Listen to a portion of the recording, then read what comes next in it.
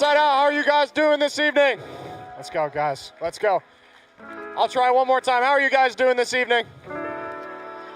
That was worse, but that's okay. All right, guys, if we haven't gotten the chance to be before, my name's Blake. We're super excited that you guys are here this Sunday. I appreciate it, Cassie. That's the energy we need around these parts. We got a great evening planned out for you guys. We got a game, a couple of announcements, and then my friend TZ is going to be up here for part 3 of our series, Unseen. But like I said, we're going to play that game, and I need everybody to stand up because it's an all-play game, so I need everybody to stand up. Did I hear booing? Hey. Chill on it, bro. Chill on it. I need energy in here. Who do you have in your March Madness? What? Iowa State? Ooh. Okay. All right. Well, if we can get that slide on the game tonight, we're going to be playing something you guys are familiar with. Everybody knows Fire on the Mountain, right? No? No? Thanks, guys. This is what we need. Okay. If you have been to Camp 75 before, you know how to play Fire on the Mountain.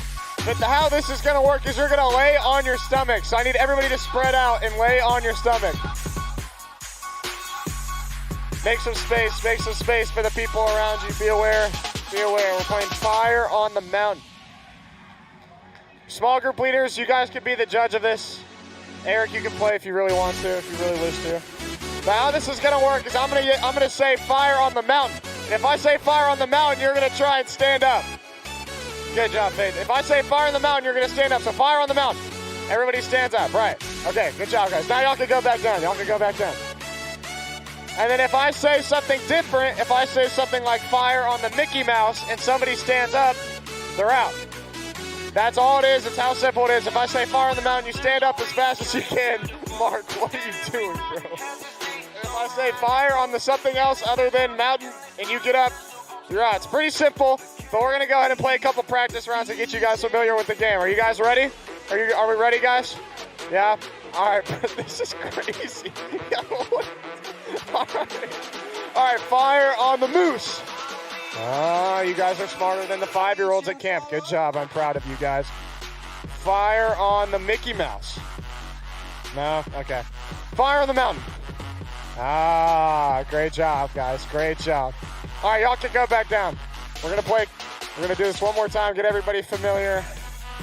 We're just trolling a little bit. Get them used to the game. Why are you not playing? You got out? All right, bro. All right. Fire on the Mountain. Tatum was too slow. Okay, y'all aren't all actually playing the game. I just need one person I need one guy and girl from every grade to come up here. One guy and girl from every grade. One guy and girl from every grade. So I need freshman through senior, boy and girl. What grade are you guys? Sophomores? Luke, come play. Luke, come, it's one guy and girl from every grade, dude. Okay. Sophomores. Cody, you're a junior, right? Okay, see, I need a freshman boy. Freshman boys, I need one of you to come up here. If you don't come up here, I'm just going to pick. Wesley, come on. I see you back there, bro. I see you lurking. Come on, dude. If nobody's going to come on stage, it's going to be Wesley. Wesley, do you want to sing Baby again? No? You don't want to try again? Okay, perfect. All right. What? Did we just lose somebody? We need a junior girl. Any junior girls in the house? Where? Camden? Camden, you look like you want to play. Where's Camden? Oh. Camden, you look like you want to play, bro. Nice. Straight off the plane to on stage. Here we go. There we go. All right. We're going to get your name and your grade. Hopefully the people in your grade cheer for you. I'm Eli with the senior guys. I'm sorry. That was a good try. I'm Cody. I'm with the junior guys. This is bad, man. This is a bad rep. Luke, sophomore guys. Why are you over here? Hey, right here, bro. Right here. Center stage, bro. Center stage. Wesley, freshman guys. There you go, buddy. Hey, I'm cheering for you. I'm rooting for you. Kylie, senior girls. Scarlett, freshman girls. Okay. Caitlin, sophomore girls. Camden, junior girls. Nice. Okay, you guys know how the game works. I'm going to ask you guys to lay on the stage. I need you guys, the crowd, to help me be the judge of who gets up the slowest. You guys got that? Can you guys do that easy enough? Whenever they get up, I need you to just yell all at once, whoever the slowest was to get up, and that's how we're going to do this. Are you guys ready? Wesley, you feeling good? Nice, dude. All right. Okay. Fire on the moose. Fire on the mountain. Yo, what? Nah, Camden, you're staying in the game because you're purposely doing that, bro. You're purposely. Nah, you're gone. You're out. Go sit down. That was so lame. And the crowd's like way too quiet. You guys make some noise for your friends up here or not. Thanks, guys. All right, y'all go back down. Here we go. You guys aren't as easy to trick as the kids at camp, so I think we're just going to say fire on the mountain. All right, Wesley. Yeah, go sit down, Wesley. Yeah, go sit down. I'm sorry. It had to be you. All right, y'all can go back down. You guys are going to be playing for something very cool, so I'd be really trying to win this. Luke looks like he wants to win. Fire on the mountain. Guys, who was that? Who? Yell the name. Kylie? Oh, I'm sorry, Kylie. It was a good effort. Cody, that was close to being you, bro. That was close to being you, dude. You got to speed up a little bit. Here we go. Fire on the Mickey Mouse. This trick doesn't work. Fire on the mountain. Guys. Caitlin. Darn. All right. Make some noise if your friend is still playing in the game right now. There we go. Scarlett representing the girls of Inside Out. Here we go. Fire on the mountain. Cody. All right, Cody, go sit down. Hey, I don't need you to argue. I just need you to listen, okay? Sometimes people just need to be heard. And so I need you to go sit down. Thank you. I appreciate it. All right, you guys can lay back. This is crazy. All right, here we go. We got 3 left. Okay, can I have somebody from the crowd to do this one? Anybody? Okay, nobody's doing it. I'll do it myself. All right, fire on the mountain.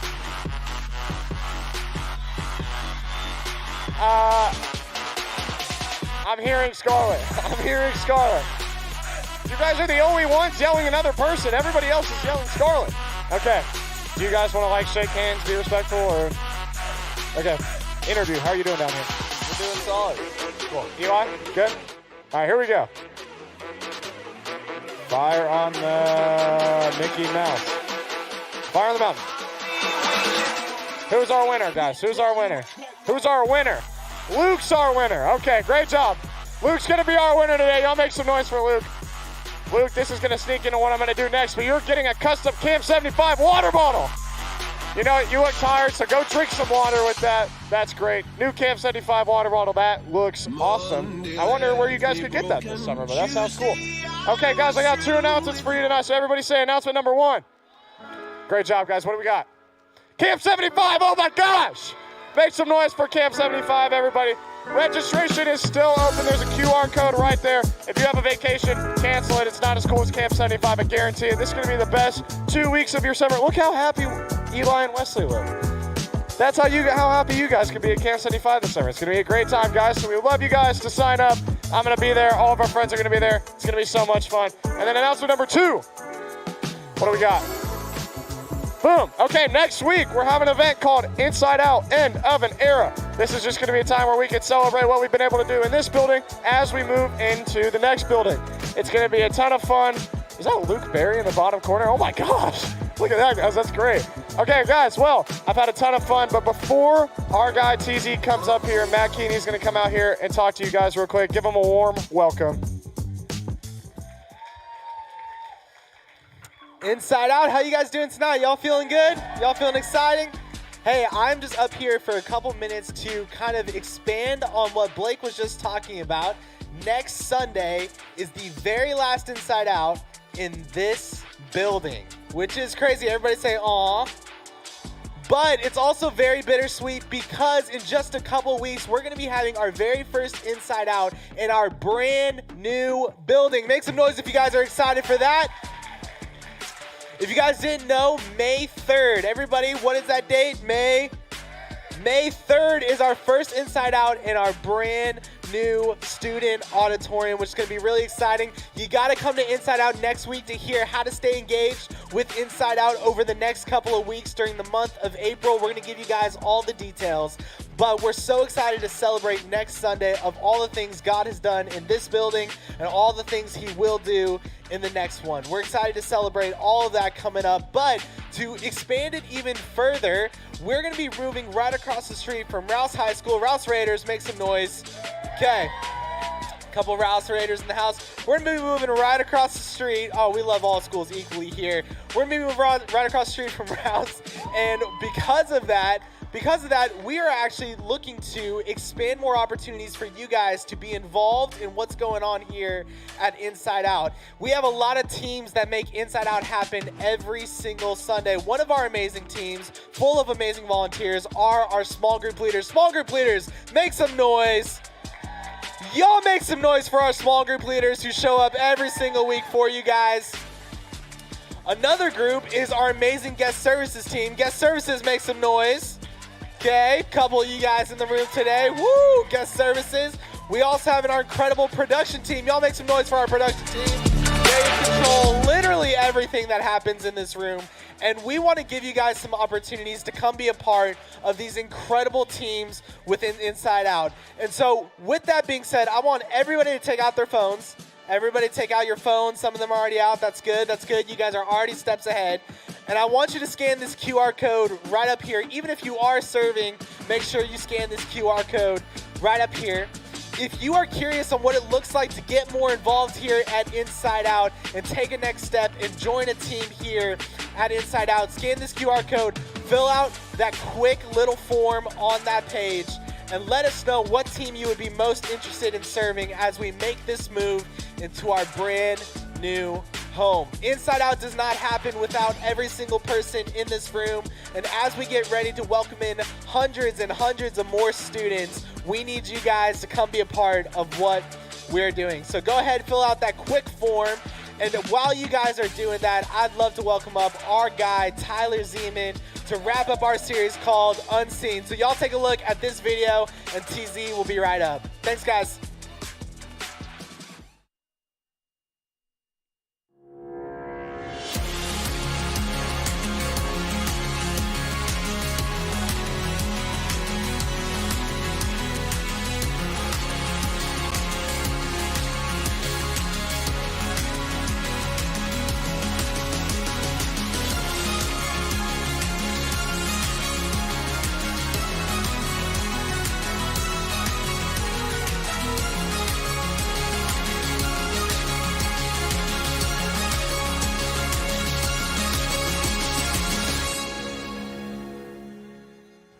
Inside Out, how we feeling? Y'all looking great in y'all's pink shirts. It's so cute. I always heard tough guys wear pink, and I know that's true. But hey, welcome to Inside Out. We have not had the chance to meet. My name's TZ. I'm so glad that y'all are here. I hope y'all had a great spring break. I want you to yell on the count of three what you did for spring break. 1, 2, 3. I heard homework. You did all your papers, all your book reports. That's great. That's great. Well, hey, there's no better place to wrap up your spring than right here at Inside Out. A little birdie told me Camp 75 registration is live. Make some noise if you're registered for camp. If you've been looking for a reason to register for camp and you've been waiting for that very reason, take a look at this photo. Here's my daughter Hattie rocking her Camp 75 shirt right here. This was taken a few hours ago. Her two favorite things are Buc-ee's and Camp 75. And so if you've been looking for your reason, here you go. You could impact Hadley's summer by being part of Camp 75. But that's coming up. But I'm excited to get to be here with you guys tonight. Some of y'all know my story, but Inside Out is near and dear to me. It's where I met some of my lifelong friends. It's where I came to know Jesus. It's where I found a faith of my own. And so anytime I get to come hang out with y'all, I say yes every time because I love what y'all get to be a part of. I love that y'all get to be with your small group. Small group leaders, thank y'all for what y'all do. I know what y'all do isn't always easy, that these students aren't always the easiest, but thank you for doing what you do for all these amazing students. And so good that y'all are here. I'm excited tonight to wrap up the conversation that we've been in over these last couple weeks where we've been talking about this one thing And it's one thing that has the ability to impact your life, my life, how we live our lives together, the relationships that we have, the ways that we serve. It can impact your faith. And the one thing that we've been talking about, I didn't remember, the one word. I'm going to test y'all. Integrity right there. Good job. So we've been talking about this thing. They wanted to clap for you up here. Good job. But we've been talking about this idea of integrity. Integrity is this idea of doing the right thing. Of doing the right thing even though it might cost you something, even though it might cost your time or energy, maybe it costs your relationship, but integrity would say, hey, what is the right thing to do in this moment? And I think there's this misconception when it comes to integrity, especially during the high school years, that integrity really comes to life in those big like movie-type moments when your reputation's on the line, where you have no choice but to do the right thing because everyone's watching. But what I want to discover tonight, when it comes to integrity, when it comes to living out a life filled with integrity, I think it happens in those small moments. Those unseen moments where it's just you to make a decision or make a choice. And so I want to discover what that can look like tonight. But I want to pick back up kind of if you're here week one. Matt asked this question. When it comes to your life and my life, right? Raise your hand if you want to live a successful life, a joy-filled life, right? We're all striving for that kind of life. And Matt asked the question in week one, hey, when it comes to your life, when it comes to the story that you're writing through your life, what do you want to be known for?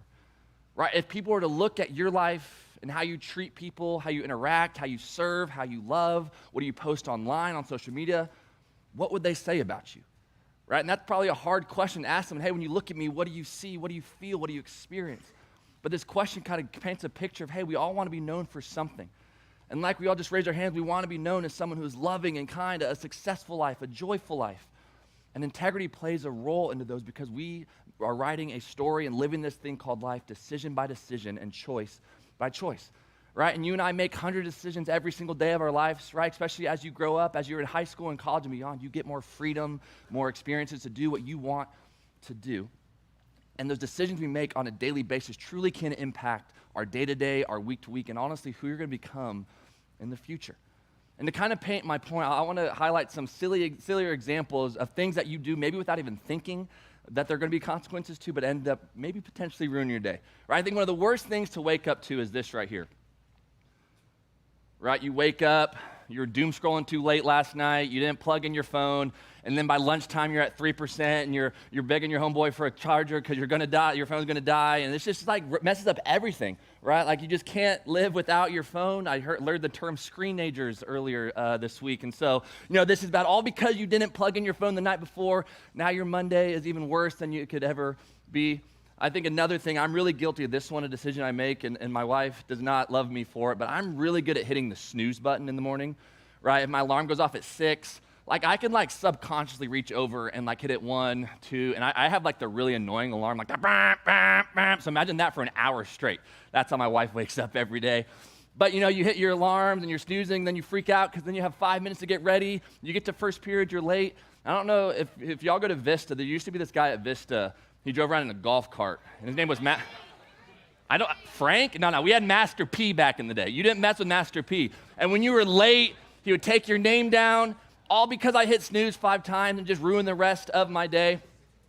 I think another thing a lot of us can relate with, especially if you're a driver in the room, right? One of the worst things to get into the car and see this right here. Your car's on E after a long day at work, a long day at school. And what do you typically do? Be honest. You're driving home, and you're like, I'm going to fill up in the morning, right? And then you wake up to go to school or to work, just praying you make it to the next gas station, and you have to, hey, Dad, I'm out of gas. Can you come pick me up, right? All because you didn't take the 30 seconds to fill up your gas, and it's stressful, right? Another decision you make without realizing.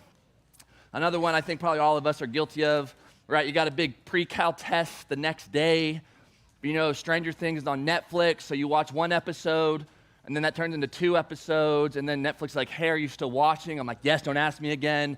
And before you know it's midnight, you're like, guess I'm not studying. You walk into pre-cal the next day, you're cooked, you get a 55 on the test, all because you wanted to hang out with Will Byers and the gang, all because you didn't go to bed on time.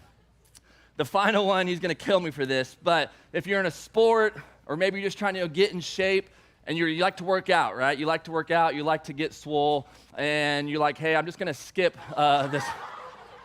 I did not tell him that was coming. That's not AI, I swear. That is real. Look at those quads. Guys out, thighs out.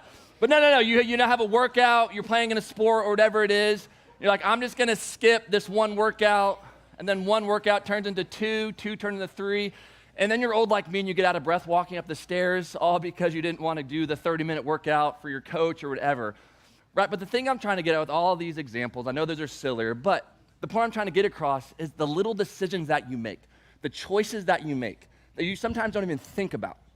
Those things can have a direct impact on your life, on your day-to-day, on your faith, on your relationships, on how you are in school, on sports, whatever it is. Because those little things, they add up, right? In the moment when you make that one choice, in the moment when you do that one thing, right? Maybe it doesn't seem like that big of a deal, but as those little things pile up, as those unseen things pile up, I think that can really dictate your future and who you want to and who you're becoming. And the tension I want to wrestle with tonight, in light of integrity, in light of the person God has created you, designed you, and desires for you to be, is that every unseen choice matters because it adds up to who you're becoming. Right? It might not feel like that in the moment. Oh, it's just one choice, it's just one decision. But those little things add up into who you're going to become. The things you do that no one knows about, the things you do behind closed doors, the things you do with that person, right? Those things begin to add up, both good and bad things. But I get it, in those moments, it can be hard to care about those small things when no one notices. Right? You do that one thing because you say something like, oh, they're not going to find out. No one's going to know about it. No one's going to think about it. It's just me. It's my decision. Hey, I'm in high school now. I have the freedom to do that. Well, that freedom is true. It also comes with responsibility. Right? And we say things like, oh, hey, it was just one small white lie I told my parents. It was just one little lie. It's no big deal. They're not going to find out. Or, oh, hey, it was just one test I really needed to pass. I knew my friend had the answer, so I took them. My teacher's not going to know. Or, hey, it was just one party. All my friends were going. I just wanted to fit in. It was just one drink. It was just one time. I'm not going to do it again. Oh, hey, it was just one thing, one text, one post. Right? No one's going to know. TZ, what's the big deal? Well, in the moment, it might not feel like a big deal, but really with integrity, it's not about being perfect. It's not about not trying to mess up. Integrity really comes into play with how you respond when someone asks about those things. Right? I'm sure you've been in a moment where your mom and dad, hey, where were you last night? And you say, I was at a friend's, and maybe that's not the full truth. Or, hey, you're with your small group leaders who care about you and would do anything in the world to help you. And, hey, are you struggling with this thing? Nah, not really. It was just one time thing. But integrity comes in when we're open and honest about those things in our lives. Because like I said, integrity isn't mean you're going to be perfect. None of us are perfect. Not Matty Ice, not myself, not Tracy. None of us are perfect. But integrity really comes into play in those times where maybe we mess up, in the times where someone asks, hey, how are you doing? And you're really open and honest with them. And so tonight, I want to take a look when it comes to your life, when it comes to your faith, when it comes to your relationships, how those small unseen choices, those decisions that you and I make on a daily basis truly can impact your life and those around you. And so to discover that, I want to take a look at a story tonight in Scripture that isn't often talked about. Maybe you've never heard about it, but it's a life of a guy who really lived out this idea of integrity. All while going through some obscure things, challenging things, yet he was able to lean on his faith. He was able to lean on his integrity in those unseen choices. And his name is Daniel. And his story is found in the Old Testament and a little context in the life of Daniel. Daniel, he's from a prominent Jewish family. He was high achieving, really good in school, really smart, just like all you guys. He was on a good path. And Daniel was living life, doing his thing in his homeland with his family. And then in the middle of his life, his country was invaded by this foreign army. His country was destroyed, and he and his friends were taken to this foreign land. So it's like if someone came in here and dragged all y'all to Oklahoma. Like you probably wouldn't be that, sorry if you're from Oklahoma, that was just the first state that popped into my head. But imagine that, right? Daniel had this life, he had all these dreams and goals, and that thing all went out the window, right?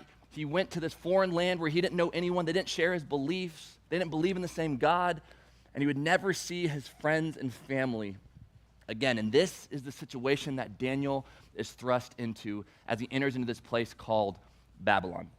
And that's where we're going to pick up Daniel's story in chapter 1. And some more context, right? Like I said, Daniel's going into this brand new situation. And so we'll see in a second, Daniel had every reason just to blend in, just to compromise, just to go with the flow, just to do everything else that everyone else was doing. But we'll see here in a second that he chose to rely on that integrity and making the right choice, even though it might cost him something.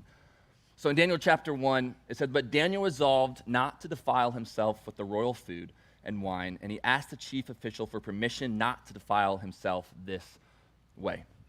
So right off the bat, Daniel's offered this food, and I imagine this food looks great. Daniel's probably hungry. He's adjusting to life in this new country, and Daniel says no to this food, and Daniel says no to this food not because he's trying to be picky or extra or anything like that. This food that Daniel was offered at the time was also offered to be served to what they called the Babylonian idols, these gods that they worship. And Daniel said no to this food because he knew that by eating that food, he would be disobeying God. Because God would say, hey, don't eat food offered to foreign idols. So imagine Daniel is hungry. He could have said yes. No one back home would ever know. His parents wouldn't know. His friends wouldn't know. Yet Daniel chose not to just blend in, not just to compromise his morals. Right? Have you ever been in a moment like that where you know what the right choice is, but maybe everyone else around you is doing it? Maybe no one's going to find out. Maybe you choose convenience over what you know is right. And this is the situation Daniel is thrown into. Yet he he leaned on his integrity. And it cost him something. He was hungry. He was alone. He's probably going through all these things. Yet Daniel said, I know what is right. I know what God has called me to do in this moment. And he benefited. And later on in life, a few years later, Daniel has really kind of set himself up well in this new country. He's gained a lot of respect. He's gained a lot of power in the government and authorities, and he's a really wise person in this area. And that didn't make everyone around him so happy, because there's other people in his similar position who started to get jealous of Daniel. Hey, Daniel, you're not from here, yet you have all this power. And voice crack, it never stops, gentlemen.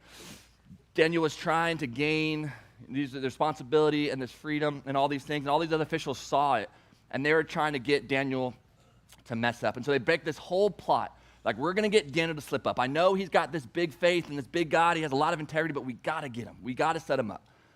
And so after doing all this plot, and we'll jump into Daniel 6 in a second, but the coolest part about this part is when they actually looked into the life of Daniel, what they found is they searched for something wrong in his life, but found nothing. They examined Daniel's life, and they found nothing to be wrong. Imagine if that could be said of you, right? If someone looked at your life, looked at your social media, looked at what you did, and they could find nothing wrong with your life, that would be great. But I get it. None of that is true for us. We all mess up. We all fall short. That's where God's grace and love come in. But imagine, and this is the life Daniel lived. He was filled with so much integrity, so much trust in God in the moments of things you and I could never even fathom in a foreign country. Yet they found nothing wrong as they searched. And so as one more Hail Mary, said, okay, we have one more idea to get Daniel to trip up. One more thing that I think could get him to fall short. Because they searched and didn't find anything. So they decided to make his faith the problem.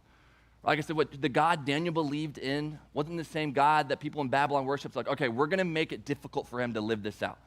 And so what they did is they convinced the king to make prayer illegal to anyone but the king for the next 30 days. Said, hey, if anyone were to pray to anyone but the king, that would mean death for that person. And Daniel understood the repercussions. Daniel knew what was at stake. Daniel had a choice to make, to fit in or to do what he knew was right. And it goes on in Daniel chapter 6. It says, but Daniel learned that the law had been signed, this law that's saying, hey, you cannot pray to anyone but the king for 30 days. He went home and knelt down as usual in his upstairs room, with its windows open towards Jerusalem. He prayed 3 times a day, just as he always had done, giving thanks to God. I think the biggest thing I don't want you to miss is how it says, just as he had always done. Right? Daniel's integrity didn't just come out of nowhere in the heat of the moment. Daniel's integrity didn't come because his life was on the line. Daniel's integrity comes from the things he had already been doing, day to day, in those private moments, in those times where it was just him, just God. That is what prepared Daniel for this moment. That is what prepared Daniel to do the unthinkable, to continue to pray. And like I said, he knew the repercussions. If we had time, we'd go on, and I encourage you to read the rest of Daniel. He ends up getting thrown in a lion's den filled with lions because of all of this. But the point I want to know, to y'all see, is that he didn't suddenly develop integrity when the pressure came. He'd been practicing it long before anyone was watching. Right? It's like if you play a sport in the room. Right? You don't just get to game day and hope you're going to do good. Right? You put in the practice, the hard work, the long nights in order to play well in the game or the play or whatever. And it's the same thing with integrity. Integrity doesn't just show up out of nowhere. There's things you and I can do to truly live out this idea and what is going to make a difference in your life Because what Daniel did that was different is that what he did privately actually influenced what he did publicly. And another way to think about this, and in our bottom line tonight, what I want you to remember and talk about in small groups, is that private consistency builds public character. And what I mean by that is the things you do when you're alone, the things you do when no one else is watching, the things you do when no one's going to notice, ultimately is going to come out to who you are publicly. The things you do with him or with her, the things you do just to fit in, the things you do just because everyone else is, that's going to come out at some point. And I don't want this to feel like a guilt trip. Like, I don't want to be like, oh, if you mess up, there's no luck. Because like I said, none of us are perfect. We all fall short. Like I said, that's where God's grace comes in. But what would it look like for you that how you're spending your time privately, the things you're doing when the pressure is on or not, is ultimately going to become who you are publicly. And Daniel experienced this. And while Daniel navigated the trickiness of his situations, Daniel realized something that I want you to know to be true as well. Whether you'd call yourself a follower of Jesus or not, whether you have questions about God, I'm so glad that you're here. This is the place for you. But Daniel realized he wasn't doing this on his own strength. Daniel realized that he had a God who was for him, a God who loved him, who was giving him strength to make those hard choices, to say no to things that could cost him something. And here's what it says later in Daniel's life. An angel visits Daniel, and the angel said, "Don't be afraid, for you are very precious to God. Peace, be encouraged, be strong." As he spoke these words to me, I have suddenly felt stronger and said to him, "Please speak to me, my Lord, for you have strengthened me, not frightened me. Sorry, I'm a bad reader. Small text, I'm 30, need glasses. For you have strengthened me." If we could go back to the first, I love the line that Daniel heard that he was precious to God. And I want you to know the same is true for you. As you navigate high school, as you navigate the temptations, as you navigate this newfound freedom, to know that you are precious to God. In the middle of high school, in the middle of your mess ups, in the middle of the drama, the friendships, relationships, that you are precious to God as his daughter and his son. He loves you right where you're at. That he's offering you this grace. He's offering you this freedom through a relationship with him. And that while we will still mess up, because none of us are perfect, God's grace and freedom are there for you daily to choose to run to, not run away from.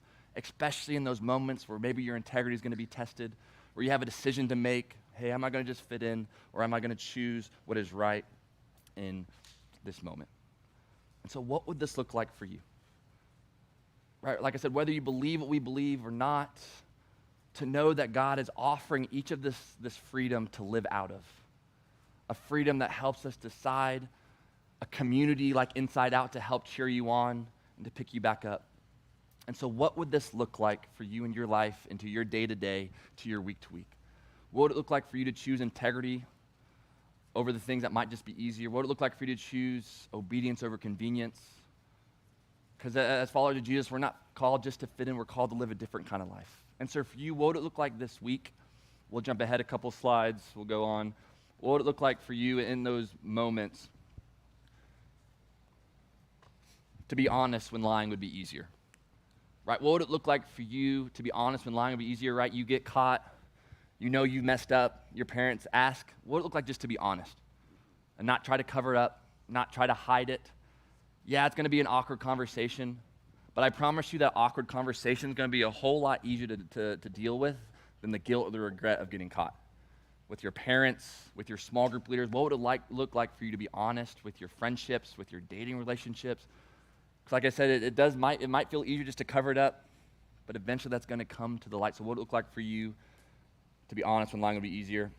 What would it look like for you to keep your word even when no one would notice you didn't? Right? You make a promise, you say you're going to do something, you say you're going to show up. What would it look like for you to actually show up and keep your word? Right? In a culture where it's so easy just to be like, maybe next time, or someone else will do it. What would it look like for you to keep your word and do it? And not because you have to, because you get to help that person. You get to show up for that person. You get to show up for that guy or that girl in your small group who needs someone on their side. What would it look like for you to own your mistakes, and if you mess up, make it right? I think I fell into the trap a lot in high school with my parents. When I'd mess up, I would just try to cover it up. I would just try to run from it. I'd be like, that, it's just one time. But what would it look like for you to own your mistakes? Not try to cover them up. Because I think we can all agree we've all messed up. What would it look like for you to own it? Hey, that's my bad. What would it look like for you to choose that route instead of just trying to cover it up? I think a really big one, I don't want you to miss this. If you've hurt someone, admit it and apologize. Some of the greatest words we can share with one another is the 3 words, I am sorry. And not just to say it, but to mean it. Right? Maybe something immediately pops into your brain with your parents, with a friend, someone in your small group. What would it look like for you to say, I'm sorry. I was in the wrong. How can I make it right? And to go towards that awkward conversation, because like I said about the covering up thing, that awkward conversation about to apologize is a lot easier to deal with than a loss of a friend or a friendship. And so what would it look like for you to go towards that awkward conversation and to apologize, and not just to say it, but to truly mean it. And guys in the room, I know this isn't always the easiest for us, right? We don't think talking about our feelings is the most manly thing. But what would it look like for you to truly be honest with your small group leaders, and to know that it's okay to have emotions and to talk to one another, to apologize to one another, make things right. And I think a big one for a lot of times, us in high school, especially as you get ready for college, as you're done with high school, what would it look like for you to make the decision to stop cutting corners, right? Whether it's in school, whether it's at home, whether it's in a sport, a class, or whatever it is, what would it look like for you, instead of taking the easy way out, what would it look like for you going all in? What would it look like for you seniors as you wrap up here at Inside Out? What would it look like for you to finish strong, to leave a legacy for these underclassmen? What would it look like for you to stop cutting corners in school as you prepare for college or whatever is next? In a sport, what would it look like for you to be honest with your coach and with your teammates and to be that leader that you want to be? Right? Because all those decisions you make, the unseen, the ones that no one's going to notice, those add up over time. And the things you do privately are going to ultimately come out to who you are publicly. And I hope all of us, like we've discovered, that we would want to live a life with integrity. Not a perfect life, not a life where we never mess up. But what would it look like for you to choose obedience over convenience? What would it look like when people look at you, they can know they can trust you. You're a trustworthy person. You're an honest person. You're a loving person. What would it look like for someone when they see that Inside Out logo, when they see that Camp 75 logo, they know it's a safe place for them to come just as they are, and that we can do this together. There's a reason we do small groups. There's a reason we're about to spend 30 minutes talking about this, because life truly is better together. That these are going to be the people that are going to encourage you and cheer you on and help you make the right decisions. So I want to leave you with that question. What do you want to be known for? Right? Think about entering into your future school, job, relationship, and being able to know that you are filled with integrity and joy and peace that only comes from relationship with Jesus. So I want to ask you that question. What do you want to be known for? And I want you to be open and honest in small group about that. I'd love to pray for us, and we'll get into small groups. Hey, God, thank you for today. God, thank you for these amazing students. God, thank you for a place like Inside Out where we can come just as we are. God, I thank you for their small group leaders that would do anything in the world to see them experience you and your love, God. So I just pray as they talk about this thing called integrity, God, that they can know, God, that integrity is really formed in those small moments, in those quiet moments that no one's going to notice. God, I pray that they can understand the truths that Daniel realized. God, that choosing to follow you is worth it every time. God, choosing the right thing, even though it might be difficult, it might cost us something, it might be awkward. God, it might lose us something, but ultimately we can gain freedom and a life found in you. God, so I pray these students have the courage and the strength, just like Daniel did, that when they're pressed up against a hard decision, God, that they choose not just to fit in, God, that they can choose to stand out and go a different path, that they can surround themselves with people like their small group and their small group leaders to encourage one another. And God, I pray for when they do mess up, God, that they can own it, God, that they can apologize where needed, God, that they don't try to hide it, God, that they're honest with their parents, their leaders, their coaches, God, their mentors. God, I'm thankful again for Inside Out, God, for what it's going to continue to do in the lives of so many students across our area, God. I'm just thankful to have a front row seat of that. God, we love you so much. In your name I pray. Amen. All right, y'all are good to go to small groups.